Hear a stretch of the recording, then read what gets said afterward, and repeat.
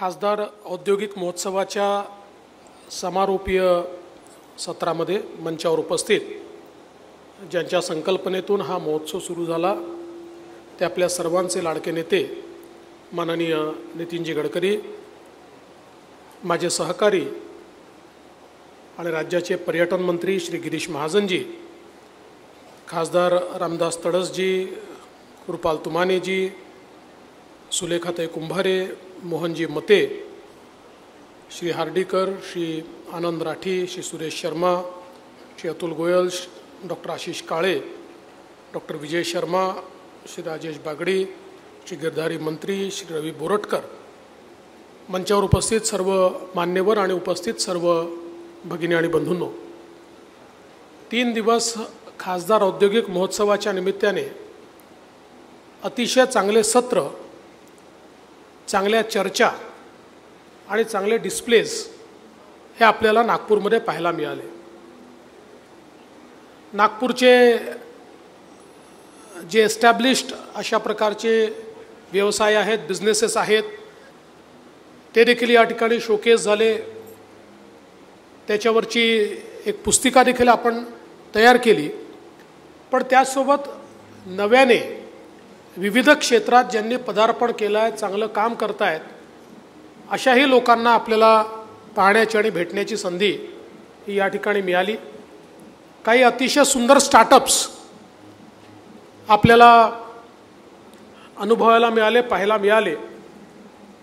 आणि मला असं वाटतं की हे जे काही स्टार्टअप्स या ठिकाणी होते त्यांना बघितल्यानंतर आपल्या विदर्भातले मुलं आणि मुली किती चांगल्या प्रकारे इनोव्हेटिव्ह काम करतायत आणि कशा प्रकारे लोकांचं जीवन बदलेल अशा प्रकारचे लोकोपयोगी स्टार्टअप्स असतील किंवा बिझनेसेस बदलणारे स्टार्टअप्स असतील,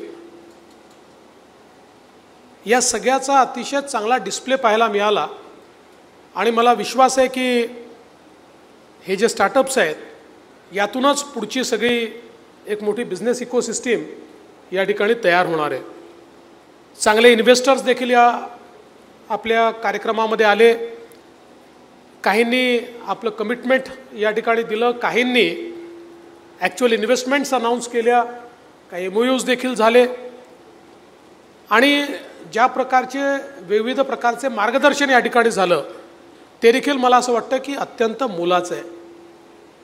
विदर्भामध्ये मोठ्या प्रमाणात औद्योगिकरण व्हावं, नवीन उद्योग यावेत, गुंतवणूक यावी, याकरता हा जो काही खासदार औद्योगिक महोत्सव झाला आहे हा मला असं वाटतं की एक अत्यंत महत्त्वाचा मैलाचा दगड ठरणार आहे। आणि अनेक लोक बिझनेसच्या दृष्टीने या ठिकाणी कनेक्ट झाले आणि विशेषतः बरेच लोक जे बाहेरून आले त्यांनाही नागपूरची आणि विदर्भाची स्ट्रेंथ काय आहे ही स्ट्रेंथ या ठिकाणी आल्यानंतर लक्षात आली। आपण असं म्हणतो की सीइंग इज बिलिव्हिंग, त्यामुळे बाहेर कदाचित इथली स्ट्रेंथ काय आहे याची कल्पना अनेकांना नव्हती, पण हे बघितल्यानंतर त्यांच्याही मनात कॉन्फिडन्स आला की आपण गुंतवणूक करू शकतो।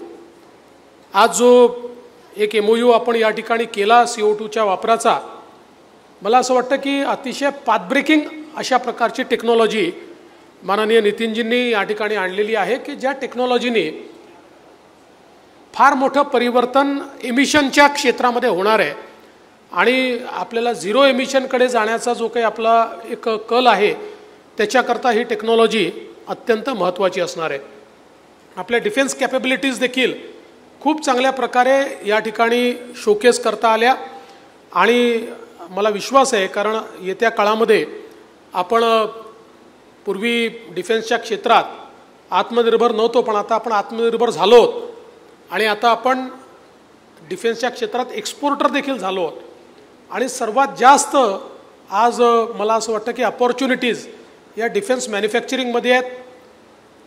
डिफेन्सच्या संदर्भातले जे काही SMEs आहेत यांच्याकरता खूप जास्त अपॉर्च्युनिटीज आहेत आणि विशेषतः मोदी सरकारने जी काही पॉलिसी डिफेन्सची घेतली आणि त्याच्यामध्ये ऑब्लिगेशनची जी काही पॉलिसी आहे याच्यामुळे मोठ्या प्रमाणात मॅन्युफॅक्चरर्सला जे काही पार्ट्स तयार करावे लागतात, जे काही कंपोनंट्स तयार करावे लागतात, त्यातनं एक वेगळी इकोसिस्टीम ही तयार होताना आपल्याला दिसते आहे आणि तीही अपॉर्च्युनिटी आपल्याला पाहायला मिळाली. आज आपल्या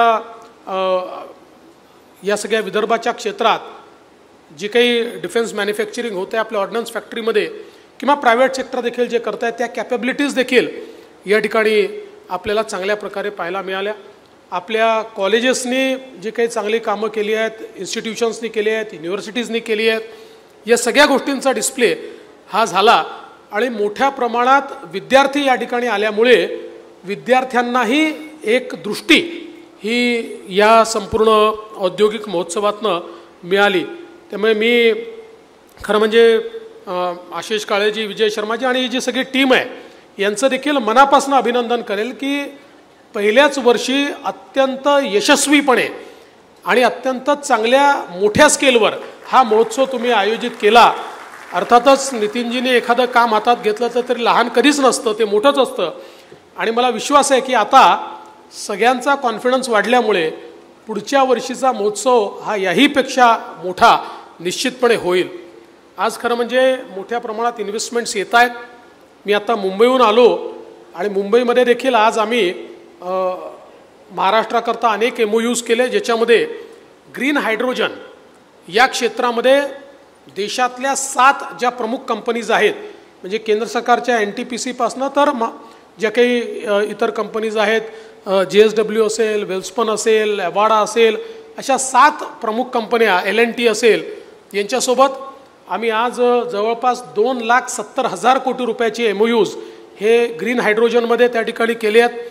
यासोबत आज आम्ही एक अत्यंत महत्त्वाचा MOU हा आर्सेलर मित्तल निप्पॉन स्टील अशी जी नवीन कंपनी तयार झाली आहे, 2 कंपनीज एकत्रित येऊन जी one of the biggest companies स्टीलमधली झालेली आहे, तर त्यांच्यासोबत एक 40,000 कोटी रुपयाचा आम्ही 6 MTPAचा एक ग्रीनफील्ड प्रोजेक्टचा केला आहे आणि आता त्यांच्याशी चर्चा चालली आहे आणि आम्ही त्यांना सुचवलं आहे की तुम्ही शक्यतोवर हा गडचिरोलीला लावला पाहिजे.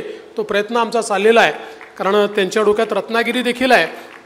आम्ही म्हटलं तिकडे लावा, हरकत नाही, पण इकडे लावा, असं त्यांच्याशी आमची अंतिम टप्प्यामध्ये ती चर्चा आहे. तो देखील एक अत्यंत चांगला MOU आम्ही आज केलेला आहे आणि त्यासोबत एक ॲग्रिकल्चर सेक्टरमध्ये एक महत्त्वाचा आम्ही मागच्या काळात इनिशिएटिव्ह सुरू केला होता, मूल्य साखळी तयार करणं, ॲग्री व्हॅल्यू चेन. याच्यामध्ये आज जवळपास 20 वेगवेगळ्या ॲग्री सेक्टरमधल्या कंपनीज आणि FPOs यांच्याशी आम्ही करार केल्यात की ज्यातनं वेगवेगळ्या ज्या पिकांवर व्हॅल्यू चेन आम्ही तयार करतो आहोत आणि त्यात विदर्भातले देखील अनेक अशा प्रकारचे MOUs आहेत की ज्यातनं ही व्हॅल्यू चेन तयार करून आपली ॲग्रिकल्चरचं जे सेक्टर आहे या सेक्टरमध्ये इन्व्हेस्टमेंट आली पाहिजे. हे रिलीफचं सेक्टर नव्हता, इन्व्हेस्टमेंटचं सेक्टर कसं होईल या दृष्टीने देखील एक अतिशय चांगला कार्यक्रम घेतलेला आहे. त्यामुळे एक वातावरण आज इन्व्हेस्टमेंटचं अत्यंत चांगलं चाललेलं आहे, पण ते वातावरण हे विदर्भात आलं पाहिजे आणि आपल्याकडे इन्व्हेस्टमेंट झाली पाहिजे.